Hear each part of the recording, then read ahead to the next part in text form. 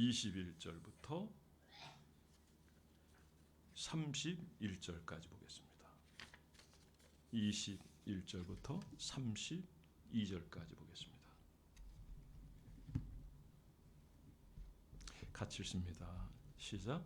옛사람에게 말한 바 살인하지 말라 누구든지 살아나면 심판을 받게 되리라 하였다는 것을 너희가 들었으나 나는 너에게 이르노니 형제에게 노하는 자마다 심판을 받게 되고 형제를 대하여 나가라 하는 자는 공회에 잡혀가게 되고 미련한 놈이라 하는 자는 지옥불에 들어가게 되리라. 그러므로 예물을 제단에 드리려다가 거기서 내 형제에게 원망 들을 만한 일이 있거든 생각나거든 예물을 제단 앞에 두고 먼저 가서 형제와 화목하고 그에 와서 예물을 드리라. 너를 고발하는 자와 함께 길에 있을 때 급히 사하라.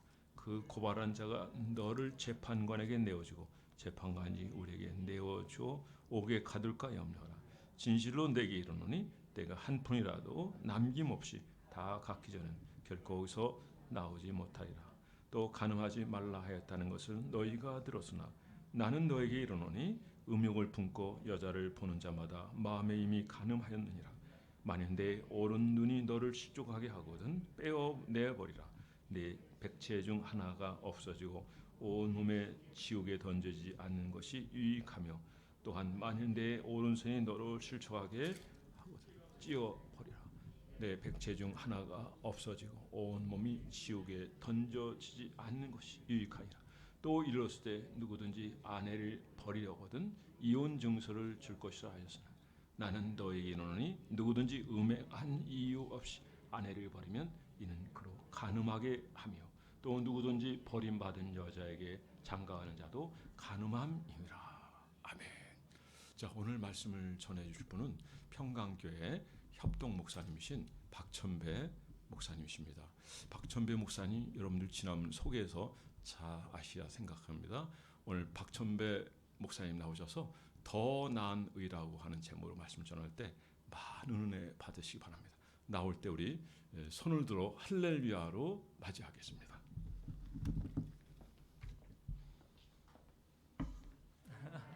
예. 처음 하는 거잖아요.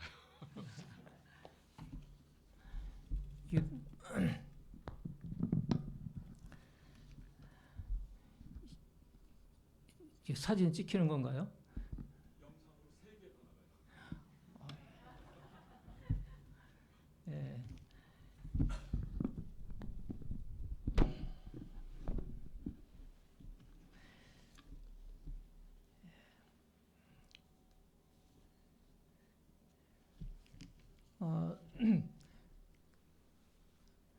여러분 마태복음 1장 1절을 읽어보면 신약성경 맨 앞부분의 말씀 거기에 예수님을 뭐라고 소개하고 있습니까?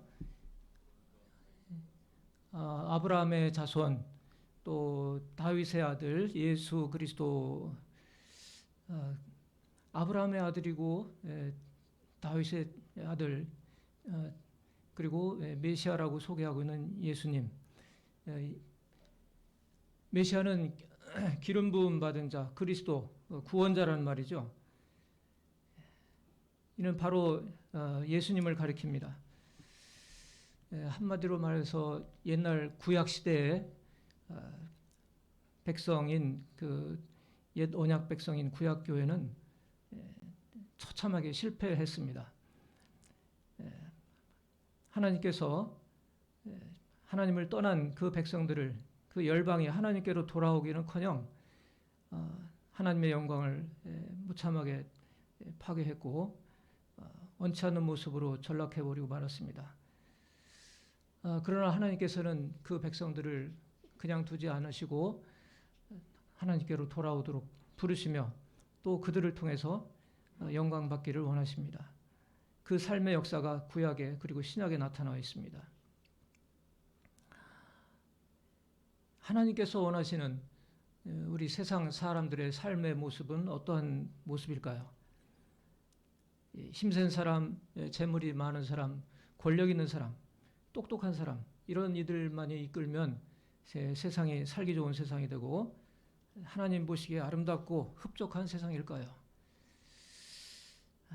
오늘 여기 마태복음 5장 21절 이하의 말씀은 우리가 평소에 읽기도 한편 두려운 말씀입니다. 살인하지 말라, 간음하지 말라.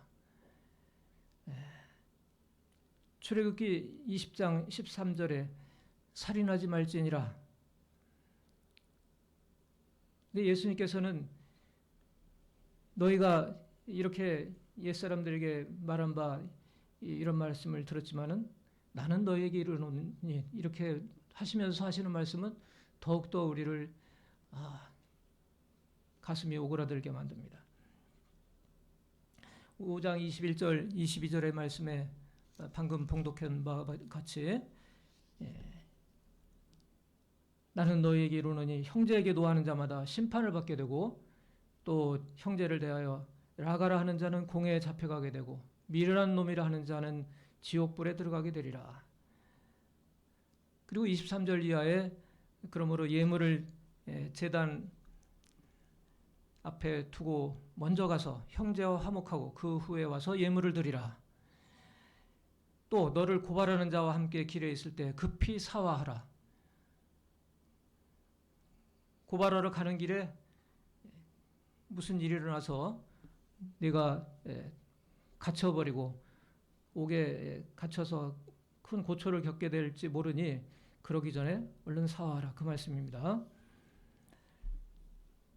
성경의 기록을 보면 이 살인에 대한 예가 몇 가지가 있습니다. 요즘에는 뭐 영화나 기타 뭐 드라마 보면은 뭐 살인의 추억 이런 제목의 영화도 있는 걸 보았는데 그런 걸 추억이라고 할 수가 있을까요? 여하튼 살인이란 생명을 빼앗는 일입니다. 맨 처음에 살인의 이야기는 성경에 어디에 나옵니까? 창세기에 아담과 하와에게 동산 중앙에 있는 나무의 실과를 먹는 날에는 반드시 죽으리라.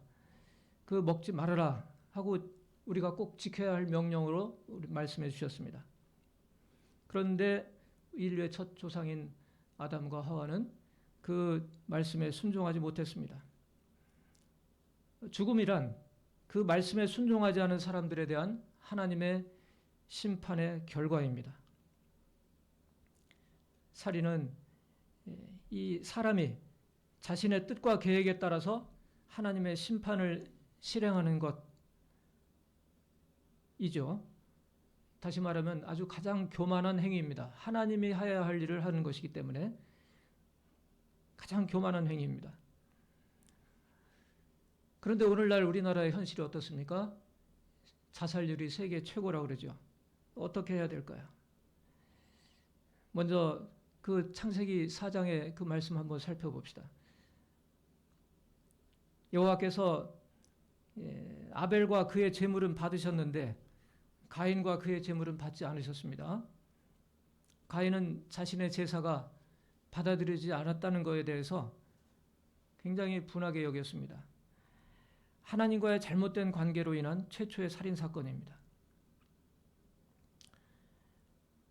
요한일서 3장 12절에 말씀하기를 가인의 그 살인의 동기가 뭐냐?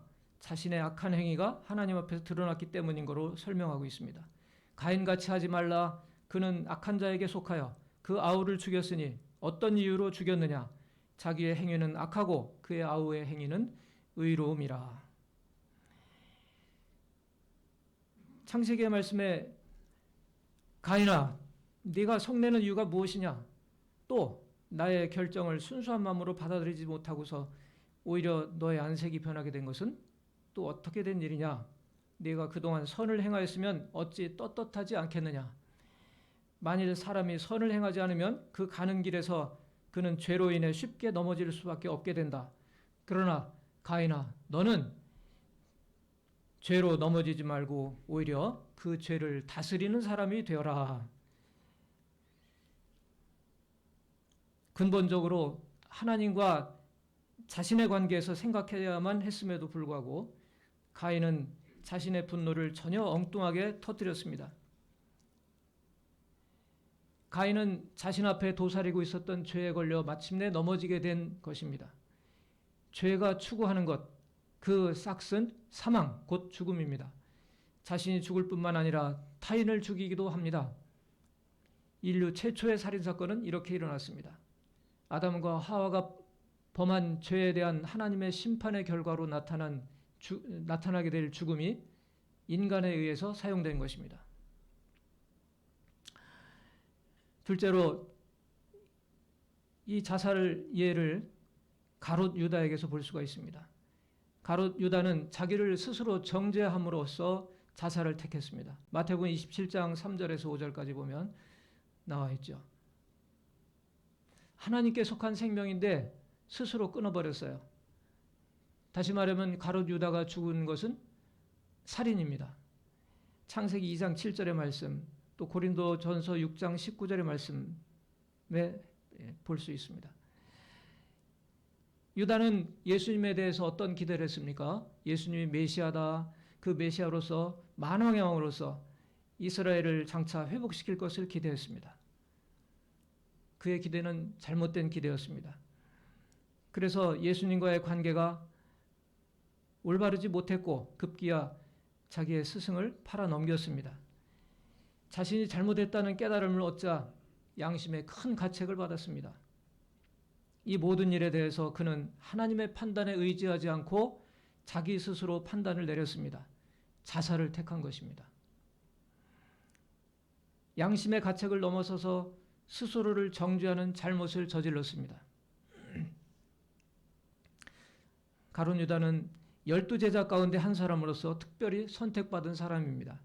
어떤 이유에서든 그가 예수님을 배반하게 되었든지 중요한 것은 하나님께서는 가룟 유다 그의 생명마저도 사랑하신다는 사실입니다. 그가 돌이켜 하나님의 사랑을 받아들이고 새로운 삶을 살아가기를 하나님은 원하셨습니다. 하나님은 심판주 되신다. 우리는 그렇게 믿죠. 하나님이 심판주라 하는 그 사실을 우리가 고백하는 이 고백이 갖는 의미가 무엇입니까? 우리의 모든 것에 대해서 오직 그분만이 하나님만이 판단할 수 있는 권리가 있음을 인정하는 것입니다. 나를 더 잘 알고 나를 더 많이 알고 계신 그분의 판단이 더 옳기 때문에 그분께 맡겨야 됩니다. 요즘 대장동 그분이 아닙니다. 거룩하신 주 하나님, 전능하신 주 하나님께 맡겨야 됩니다.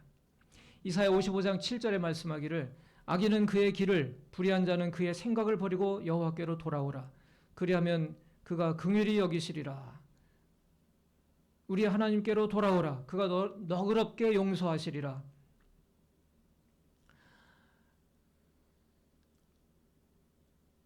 예수님의 수제자 중 베드로는 예수님을 배반했습니다. 가룟 유다 마찬가지였어요. 그런데 베드로는 자신의 잘못한 것을 후회했지만 자기 자신에 대한 판단을 결코 내리지 않았습니다. 누가복음 23장 39절에서 43절을 보면 예수님이 십자가와 함께 달린 두 강도의 이야기가 나옵니다. 그중 한 강도는 죽는 마지막 순간에 주를 고백하면서 하나님의 자비하심을 구했을 때 그가 예수님과 함께 낙원에 있게 될 것이라는 축복을 받게 되었습니다. 우리는 이 이야기 속에서 무엇을 깨달을 수 있겠습니까? 살인은 자기의 판단에 자기의 삶 전부를 맡기는 것에서부터 시작됩니다. 미움 역시 자기의 판단의 근거에서 시작이 됩니다. 형제를 향해서 미움을 품는 것은 성경은 그것을 살인행위로 규정하고 있습니다.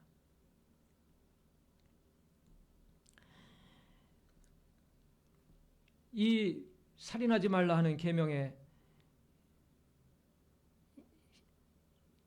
오늘날 우리가 해석을 어떻게 해야만 할 것인가? 첫째는 고난을 기꺼이 받으라.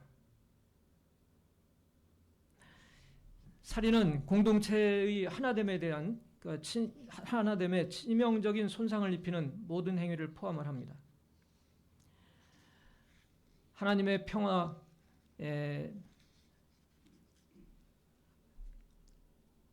하나님과 우리 사이에 그 누려야 할 관계는 용서와 사랑을 통해서 나타나고 유지가 됩니다. 성령께서 이미 하나 되게 하신 것을 굳게 지켜야 하는 것이 성도들의 관계입니다. 그 성도들의 관계를 잘 유지하는 것 역시 서로 허물에 대한 용서와 사랑을 통해서 가능합니다. 생명이라는 개념은 단순히 생물학적 개념에서만 차원에서만 제한되지는 않습니다. 정치, 사회적인 의미에서, 인격적인 의미에서, 그리고 신학적인 의미에서 생명의 개념을 생각할 수 있기 때문에 예수님은 살인, 즉 사람의 생명을 해치는 일과 관련해서 결코 생명을 해하는 일을 하지 않기를 말씀하고 계십니다. 오히려 예수님은 당신을 해치는 사람들 앞에서 순한 양과 같이 아무런 저항도 하지 않고 죽으셨습니다. 그의 고난은 바로 자신의 생명을 해치는 사람에게 복수하지 않고 오히려 끝까지 사랑하시는 모습이었습니다. 고난을 기꺼이 받아야 합니다. 또 한 가지는 하나님과의 관계를 인정하고 그것을 바르게 유지하라는 뜻입니다. 사람들이 살인을 하게 되는 가장 큰 이유가 무엇일까요? 자기 자신에게 닥치는 일들을 하나님의 일로, 곧 고난으로 받아들이지 않는다는 데 있습니다. 그 사건의 중심에 내가 있습니다. 그래서 원망과 분노, 그리고 형제 자매에 대한 미움 등 복수의 칼을 갈도록 만드는 감정들을 아무런 여과도 없이 방출해냅니다. 우리가 하나님과 올바른 관계를 유지하라, 하나님께 붙어있으라 하는 말씀입니다. 포도나무 가지가 그 나무에 붙어있듯이 그렇게 붙어있으라 하는 말씀입니다. 로마서 5장 8절에도 우리가 예수 그리스도를 통해서 하나님과 관계를 맺게 되고 그 안에서 생명을 얻게 되고 살게 된 것을 설명합니다. 우리는 하나님과의 바른 관계를 맺고 살아가야 됩니다. 또 하나님의 고유한 권리를 인정해야 합니다. 생명은 하나님께 속한 것이고 우리 스스로 결정할 수 있는 것이 아니라는 사실을, 그리고 우리를 당신의 형상으로 재확인시켜 주시는 하나님의 선언입니다. 이러한 그 말씀 속에는, 살인하지 말라 하는 말씀 속에는 하나님께서 우리를 얼마나 사랑하시는가, 하나님의 그 깊은 사랑을 느낄 수가 있습니다. 오늘 읽은 말씀의 후반부에 또 7번째 계명으로 간음하지 말라 하는 말씀이 있습니다. 살인하지 말라 6번째, 간음하지 말라 7번째 계명이죠. 하나님이 세우신 관계를 굳게 지켜라 하는 말씀입니다. 출애굽기 20장 14절의 말씀입니다. 간음하지 말지니라. 오늘날 우리나라에는 간통죄가 폐지된 이후로 간통을 저지르는 사람이 많이 줄었다고 봅니다. 그러나 실제로 그러한가? 우리가 사는 삶의 세상 풍토 속에서 그런 통계치에서만 나타나는 그것이 우리 하나님과의 관계 속에서 우리가 생각해봐야 될 텐데 참 안타깝습니다. 역시 예수님께서는 간음하지 말라 그러셨으면서도 너희가 그렇게 들었지만 나는 너희에게 이르노니 음욕을 품고 여자를 보는 자마다 마음에 이미 간음하였느니라.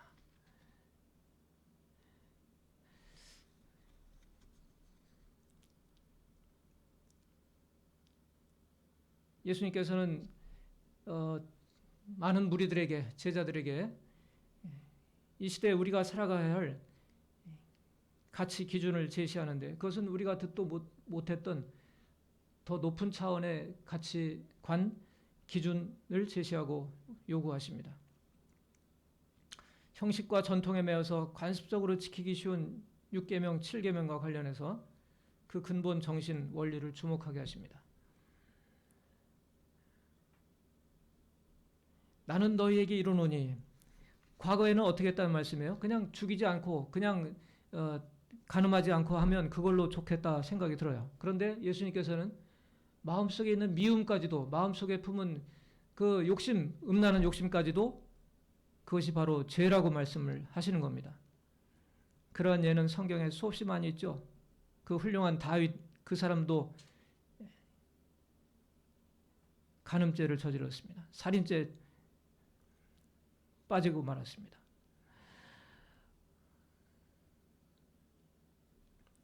여기에서 자유로울 수 있는 사람이 아마 없을 것입니다. 그러나 예수님께서는 아무도 그 말씀을 따르지 못하고 전부 다 실패할 거라고만 기대하지는 않으셨어요. 예수님은 우리는 능히 이 말씀의 수준에 따라 도달할 수 있는 사람들이라고 믿으셨고 또 그러한 우리를 사랑하는 사랑으로서 마땅히 성령님의 도우심으로 그러한 존재가 될 수 있도록 우리를 이끌어 나가실 줄을 믿습니다. 여러분, 나는 너희에게 이르노니 이 말씀 요즘에 이혼율이 또 역시 우리나라 이혼율이 어떠하다는 건 여러분 아십니다. 여기 성경에도 2000년 전 이때도 지금도 이혼은 큰 문제였어요. 누구든지 아내를 버리려거든 이혼 증서를 줄 것이라 하였으나 과거에 그랬는데 예수님은 뭐라 그러십니까?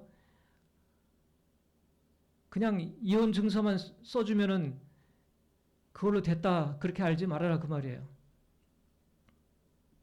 이혼 증서를 주고 버리면 괜찮은 듯이 여겼던 그 당시의 풍조가 잘못된 것이었습니다. 아내가 잘못한 것도 없는데 음행한 이유도 아닌 다른 이유로 그렇게 버리면 그 사람으로 하여금 간음하게 하는 것이고 또 그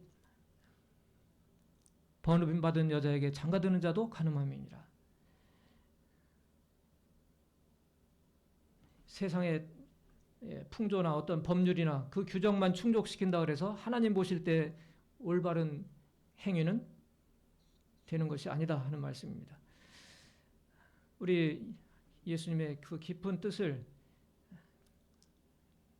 지금도 말씀하시는 나는 너에게 이르노니 이 말씀의 진정한 뜻을 잘 파악을 해서 이 세상에 참으로 살인이 더 이상은 일어나지 않고 간음이 더 이상 벌어지지 않는 그런 세상이 정말 주님이 원하시는 세상이 아닐까 생각을 합니다. 그것이 바로 우리에게 원하시는 더 나은 의의 그런 생활입니다.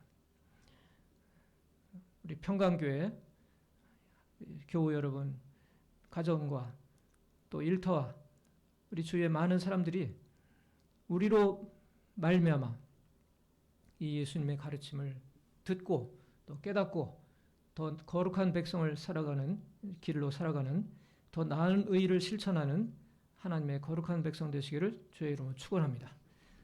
기도하겠습니다.